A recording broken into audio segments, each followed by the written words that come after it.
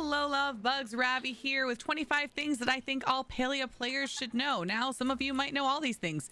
Some of you might know none of these things, but I guarantee you that there's a lot of people that are going to watch this video and be surprised by some of the things that they don't know, because I am constantly surprised by all the things that people don't know when they come into my chat and are shocked by things like that you can travel to Bahari from the back of your plot, which isn't on the list, but is a real thing that people have thanked me for telling them before. So let's get right to it. This is kind of a new thing, but the potato pods have stories. If you put your new potato friends in your pocket and then hover over top of them, it's not only going to tell you the name of the particular potato pod that you have collected, but also a little bit about them. This is Momo. Momo knows you don't have to sacrifice cute to be a rock star. After all, what's cooler than being yourself? Where Kelpie the merpod, not as tasty as their cousin Nori, but this merpod's proud of their wavy do anyways. And then this is Gerard, the rocker pod. Gerard's more in touch with his emotions than most of the other rocker pods, but that doesn't mean he's any less cool, especially when he's screaming his feelings out at the top of his lungs. And let's not forget Bluebell, is Hopper's little sister, a shy and quiet mush pod who prefers to keep to herself in the potato caverns. After all, the world is so bright and loud outside. I love them so freaking much. Number 2, make your life easier with the new search bar. I believe that most people know that both in our inventory and at our work table, we now got a search bar with this last update. But I also want to point out some ways that you can make it even better for you. For example, the search bar seems to work to be able to find any word. So if I search for paver, it's going to bring up every single item that has the word paver in it. Just like if I put up the word wall, it's going to give me all of the items that go on walls, but also wall papers. So kind of interesting way to look at all of your wall items. You could also use it as a way to search for a particular style. So let's say you want to build everything in the Dragon Tide. You could just search Dragon Tide and it will bring up every piece of Dragon Tide furniture, where before some of the sets were sometimes split and in 2 different sections. Now you could bring up the entire collection with just one word. Number 3 might seem simple to some of you, but I can't tell you how many people have been shocked to see that you can remove your wallpaper. Do this by entering your build mode. Look at the wallpaper and you don't have to pull anything else up, and you should get a prompt to simply remove that wall paneling, bringing you back to that basic white background if that is what you're looking for. Number 4, you can do cool building tricks even on Switch. I've had a lot of Switch players express how upset that they are that they can't do a lot of the same tricks that we can on PC. And while it is, I do think, a lot easier to build on PC, and a lot of the best tricks that can be done are done on PC, it is not impossible to do them on the Switch as well. And one of the best set of tricks that I think you can do on Switch and PC is simple, like flipping tricks. So this is the same method that you would use in order to float particular items, or not float, but flip particular items so they look like they're doing something else. It's also something that you could use to build the flower ceilings like I have on one of my plots. So there's lots of really cool things. If you look up this rotate trick and look up, there's lots of great creators that have done awesome videos on exactly what to do with it. This is easily also accomplished on the Switch. So Switch players, just know, just because you're seeing that there's tricks in the game, don't think that just because you're on the Switch that you can't do them too. There are a lot for you as well. Another thing that I think a lot of people know now, but also a lot of people who haven't been around in a while don't realize, is that since building blocks have come, you can build off plot. As long as a building block is touching inside the grid where you can build, which ends right here on this particular plot, you can use it as an anchor to build out and put additional items out on your plot in places where normally you would not be able to build. People have come up with lots of creative ways to build all different kinds of things. I built just a nice little dock out here. I'm working on a lake house right now that I want to feel kind of realistic and real. This is my current little building project, and it's just such a lovely thing to be able to extend our plots. Speaking of my dock, another little thing you might not know, you can attach items to pillars. It is a little bit limited, but for example, I was able to turn these pillars into lights by simply attaching lights that are meant to go on walls directly onto the pillars. There was no trick involved here. This is a simple thing that you are just able to do, again, without doing any fancy tricks. So get to creating cool things with these pillars. With the new house tours also came nameplates. Did you know that you can earn nameplates for just visiting plots? If you head over to your accomplishments, you have your weekly accomplishments that you can get for visiting different homes and reacting on home tours. But you also have all the way at the bottom a new one called Housewarming Hero, which allows you to unlock this awesome little coffee one. So the coffee ones that you've seen people running around with as you visit at different levels, 250, 50, one, you get your first little batch of tickets, all the way up to 3,000 for a brand new nice big Housewarming Hero 4, which I think is really exciting. I haven't even seen that one yet, but I can't wait to earn it. For this next tip, I've actually gone on a home tour to visit the plot of my friend Jinxity to tell you all that you can build really high. Like, really high. So, you know, the sky's the limit, so get to it. The premium store has a lot of cute outfits, but did you know that you can try them on before you buy them? You can even make all different kinds of outfits with items that you don't currently have to see if you like how they look together. So you can just jump right in to different outfits and look at all of the little accessories and things and maybe decide, you know what, this isn't for me or this is for me.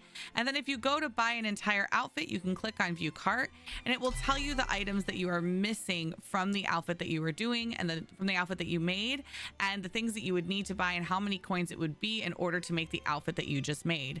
It's a really great way to try on different pieces with the things that you already have and find the pieces that you feel like you're missing to make the outfits that you love. And while we're in the wardrobe, did you know that you can delete outfits at your wardrobe? If you go over to your saved outfits, not only can you look at your up to 16 saved outfits that you can have in here to have on your outfit wheel, you can also actually delete them. This was something that I actually thought was really confusing because when I was looking at my outfit wheel, I couldn't find a place to get rid of the outfits that I didn't like or that I wanted to switch up with new outfits coming out. And I had to ask like 3 people before we finally figured out that the only way to do it was in your actual wardrobe. So don't feel bad if you didn't realize that you could delete these outfits because me neither. For this next tip, I had to head to the amazing home of Nasija Thorn because did you realize that you can build a loft in the base of the harvest house? And I don't mean the big harvest house where a lot of us have been building lofts. I mean in just the very basic first house that we get. Nasija challenged themselves to do a very incredible build in just a very small space and did they ever. And while that could be a whole other video just by itself, Nasija also found a way to build a staircase and a loft for a whole additional space upstairs above in just this base harvest house. Absolutely incredible. For this next decorating tip, we're actually at one of my plots. Did you know you can build your own stove and oven? Now, they won't work like the actual stove and ovens do in the game, but they look pretty cute. Using some of the Paltech items and then just basic stone, you can actually use them to create your own fireplaces as well as stoves and ovens. I just think that this looks really great. I've seen people use them to build outdoor places as well for like outdoor barbecue spots. The possibilities are truly endless with these new building blocks, and I had to share. With our new furniture, a lot of us really realized how much Dragon's Peat that we don't have in our inventories. But did you know that you can buy some rare items from the guild stores? Ashura is actually a really good example of this because Ashura is the foraging guild store and actually sells flow infused planks, heart drop, lilies, bright shrooms, dragon's beard peat, and a lot of the other really rare items that are harder to get in the game for not too many of the points, especially if you're like me and you've already got a couple of each of these items down here at the bottom and you're a little bit of a more long-term player. It makes sense to use some of your guild coins to get these to start making your new furniture. In fact, this lake house just needs all this new furniture. Also, You can repair at the forge even when Sifu is there. I know she's not here right now, so this isn't the best example, but I think I can still show how to do it even without her here. So normally Sifu is standing here hitting a hammer against the forge, and if you walk up, instead of giving you the option to repair tools, it asks you to talk to Sifu, and it can be really hard to get it from the side. The trick is just to walk around to the side that Sifu is standing, then face the iron yourself, and you'll be able to find that repair tools button then, instead of seeing the option to talk to Sifu. So I hope that helps some of you that have been getting frustrated needing to repair your tools in the middle of the day. People love digging around the internet for spoilers in the game, but did you know that you can check out different characters' houses and rooms to see unreleased colorways right now? My personal favorite ones are Tamala and probably Kenyatta's rooms, but you can even see different colorways like this blue and yellow that we definitely don't have yet, that you can see in here in Eloise's house. Also this kind of pink and orange gradient that we definitely don't have yet. Even if you walk on over to Tish's house, Tish has a colorway that's absolutely beautiful and bubblegummy and exciting. I mean, look at this like blue and pink mix. It's just so beautiful and absolutely a colorway that we don't have yet. I'd also like to point out this is also a curtain that we don't have yet, and I'm really desperate for more curtains. So, you know, Singularity 6, if you could get on that. We want curtains. The people want curtains. Thank you. Are you like me and needing like 1,000 of all the new items in Zeki's Underground, so you're constantly checking it for these items? Well, you can visit multiple underground shops each night. And there's a couple different ways, I gotta buy that you can do that. One way is simply by leaving Zeki and going back up to the general store and then coming back down to refresh the server that you're on. The fastest way is to find friends that happen to be in the underground and then just fast traveling to them. So right here, I'm going to look at Joe Jane, click join server. It's going to take me directly into their server and put me at the top of the steps again so that I can just run down the stairs and look to see if they have any of the items. I find this is even faster than reaching out to all my friends and seeing who has different things in their server. Just simply running down to a new spot to look can lead to great success. Let's go. And while we're in the underground, did you realize that you get a reward for hitting level 100 on the Choppa game? Heavy Metal Choppa can be played in the underground or on your plot if you happen to have this arcade game. And I am trash at it. I absolutely suck. I have never gotten my level 100, but you need to collect 100 of these adorable little things without dying, like I did just there with a score of 1. But there is a cool reward if you can hit level 100, and I won't give you the spoiler if you don't already know, but you should go give it a try. Again, this new furniture that just came out has had us all running around trying to get particular items to make it. But if you need an item, check the registers.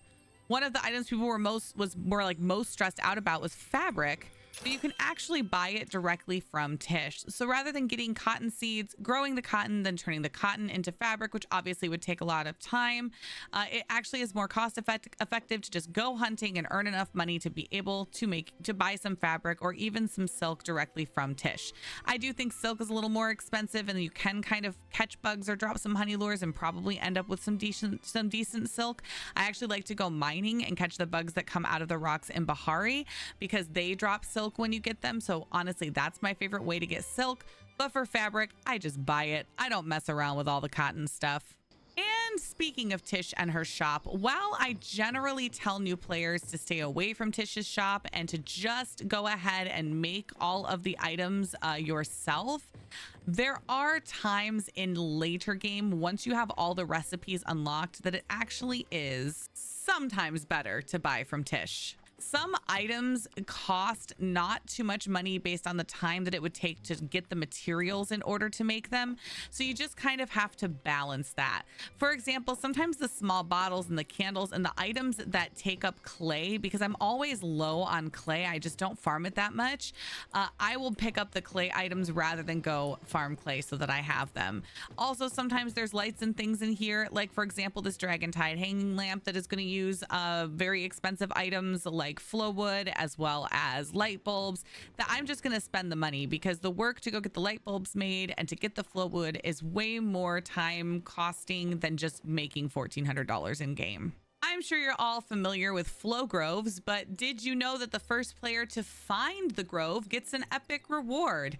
Now, I don't have an example to show you right in this video since the grove has already happened today in game, but you have a chance to spawn. Well, actually, not even just a chance. The chance is just that it's going to be a random epic bug, or Glamby or Glitter Mouse are always going to spawn when you have a grove.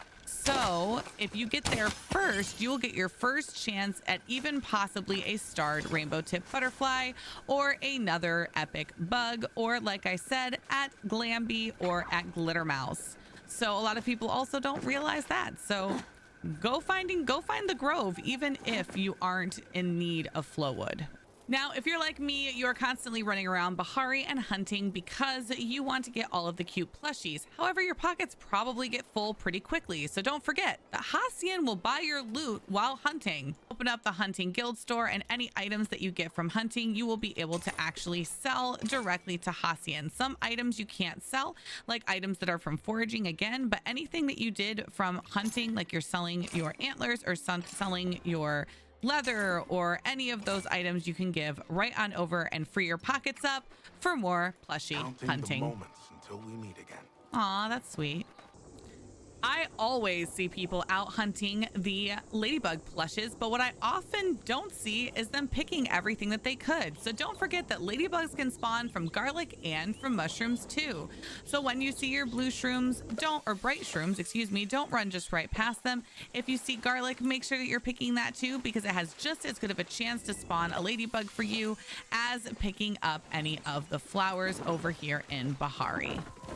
Speaking of hunting bug plushies, if you still need the fairy moth or the lantern bug plushes, or if you just love them and want more of them, C4 in Bahari is where it's at to drop honey lures and get with your friends and get those plushies.